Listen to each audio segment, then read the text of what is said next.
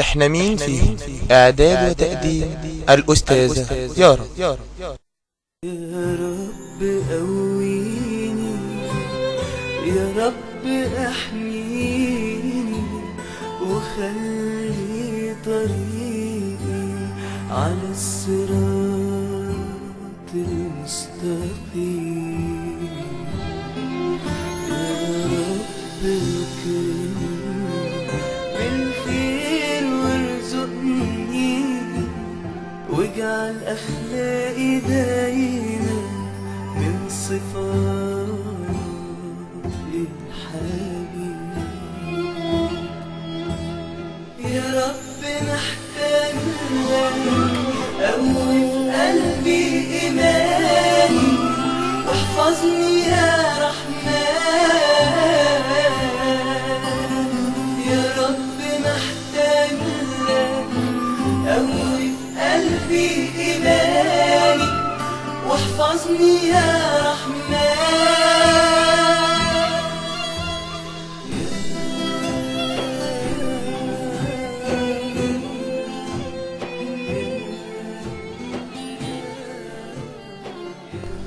السلام عليكم ورحمة الله وبركاته، والصلاة والسلام على سيدنا محمد إلى يوم الدين. النهاردة بإذن الله هتكون معانا أول حلقة من برنامجنا الجديد انت مين فيهم. هنتكلم عن صفة كتير مننا قوي مش لاقيها في نفسه ويمكن في الناس اللي حواليه.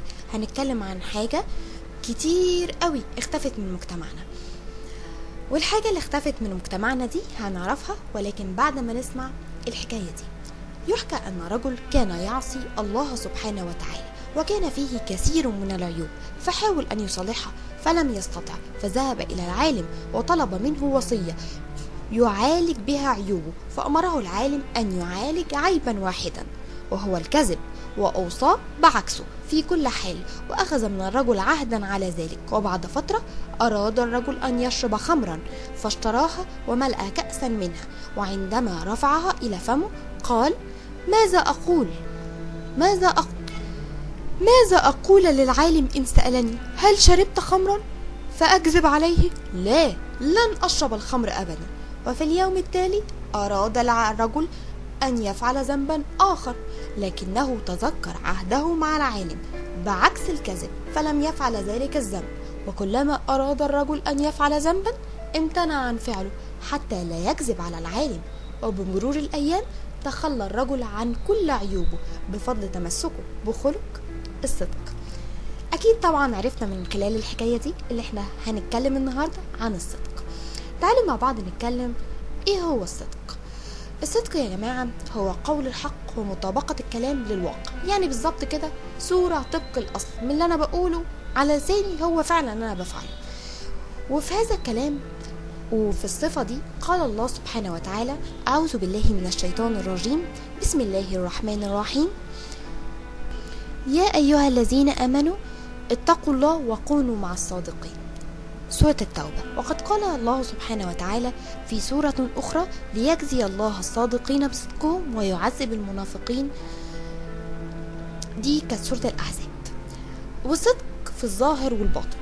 يعني ايه الصدق في الظاهر والباطن؟ يعني الصدق بمعناه الضيق اللي احنا نشوفه من زاوية واحدة، هو مطابقة منطوق اللسان للحقيقة، يعني زي ما انا بقول زي ما انا بتكلم بالظبط هو ده اللي انا بفعله. ومعناه الأعم اللي هو الأشمل مطابقة الظاهر للباطن. يعني ايه؟ يعني انا مثلا بتكلم بقول انا بعمل كذا وكذا وكذا، هاجي مثلا اعمل حاجة يبقى انا الحاجة اللي انا بعملها دي زي اللي انا بقولها بالظبط. وكمان كل حاجة في حياتي بقى صدق، مش شرط في الأقوال بس. فالصادق مع الله ومع الناس ظاهره كباطنه. تمام. والصدق يا جماعة كمان التزام بالعهد، مش هيكون فينا ولا كذاب. احنا اتفقنا خلاص مفيش كذب احمر وكذب ايه ابيض، كله كذب. طيب تعالى بقى نشوف احنا ان شاء الله يا رسول الله خلاص ربنا شاهد علينا في اللحظة دي اللي احنا عقدنا النية اللي احنا حياتنا كلها هتبقى صدق. طب انت قلت يا رسول الله يا حبيبنا كلنا قلت ايه عن الصدق؟ تعالوا نشوف الحديث الشريف قال ايه. قال صلى الله عليه وسلم: فإن الصدق يهدي إلى البر، وإن البر يهدي إلى الجنة، وما يزال الرجل يصدق ويتحرى الصدق حتى يكتب عند الله صديقا. وإياكم والكذب، فإن الكذب يهدي إلى الفجور، وإن الفجور يهدي إلى النار، وما يزال الرجل يكذب ويتحرى الكذب حتى يكتب عند الله كذابا. رواه البخاري ومسلم. صدق رسول الله صلى الله عليه وسلم. شفتوا بقى الصدق بيودينا فين؟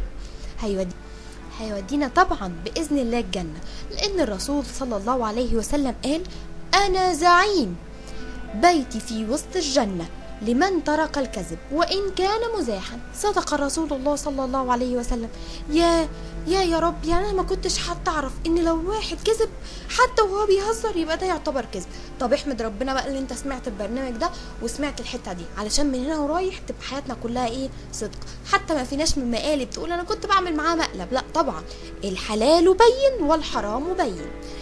كمان يا جماعة الصدق لو احنا اتبعناه في حياتنا، الرسول صلى الله عليه وسلم قال في ذلك: فإن الصدق طمأنينة والكذب ريبة. رواه الترمذي. صدق رسول الله صلى الله عليه وسلم. يبقى يا حبيبي يا رسول الله ويا جمال الدين الإسلامي، احنا بس هنتبع الصدق هيبقى عندنا طمأنينة وثبات وجنة. ايه ده كله بس؟ يا اللهم لك الحمد يا رب على نعمة الإسلام وعلى حبيبك المصطفى صلى الله عليه وسلم.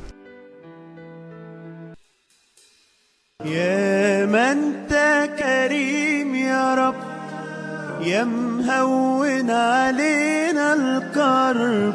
يا من انت كريم يا رب، يا مهون علينا الكرب. ادي الدنيا بينا وانت حنين علينا، يا عالم باللي فينا ملناش غيرك يا رب. يا من انت كريم يا رب، يا مهون علينا الكرب. يا من انت كريم يا رب، يا مهون علينا الكرب. بدي الدنيا بينا وانت حنين علينا، يا عالم باللي فينا ملناش غيرك يا رب. يا رب رحمتك واسعة وأقرب مننا لينا، وقد يا رب ما بنسعى بترزقنا وتدينا.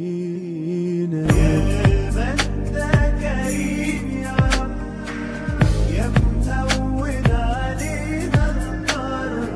يا من انت كريم يا رب، يا مهون علينا الكرب.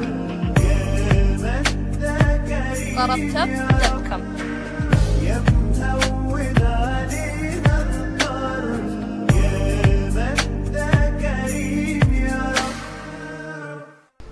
يا اللهم لك الحمد يا رب على نعمة الإسلام وعلى حبيبك المصطفى صلى الله عليه وسلم اللي وصل لنا منه الكلام ده وعلمنا ديننا وعلمنا ان الدنيا بسيطة وعلمنا الصدق هو المناجاة. الصدق يا جماعة هو النجاة، والمناجاة اللي احنا بنناجي بيها ربنا، لان اكيد محدش بيناجي بيها ربنا، يعني خالق العالم ده كله وهو اللي عالم بسرنا بيناجيه كده، اكيد بيناجيه صدق. يبقى اذا الصدق المناجاة والنجاة. تعالوا يا جماعة بالله عليكم نعقد النية من دلوقتي ومن اللحظة دي اللي احنا بعد ما ربنا أرشدنا وخلانا وهدانا اللي احنا نسمع الحلقة دي، نعقد النية اللي احنا من هنا ورايح مش هنكذب خالص، من هنا ورايح كل حياتنا هتكون صدق. وشوف على آخر أسبوع أقول لكم على حاجة حلوة قوي. تعالوا نعمل هدية كل أسبوع للنبي، وخلي هديتنا للنبي الأسبوع ده هي الصدق. ايه رأيكم؟ ما نكذبش خالص خالص خالص. ودلوقتي بقى بعد ما عقدنا النية مع بعض وعرفنا بقى جزاء الصدق ايه هو، هنصدق في حياتنا وهنمشي كما أمرنا الله سبحانه وتعالى وكما نصحنا وأمرنا رسول صلى الله عليه وسلم بالصدق هنشوف الجنة، وهنشوف البر، وهنشوف الصدق، وهنشوف الطمأنينة، وهنشوف الثبات.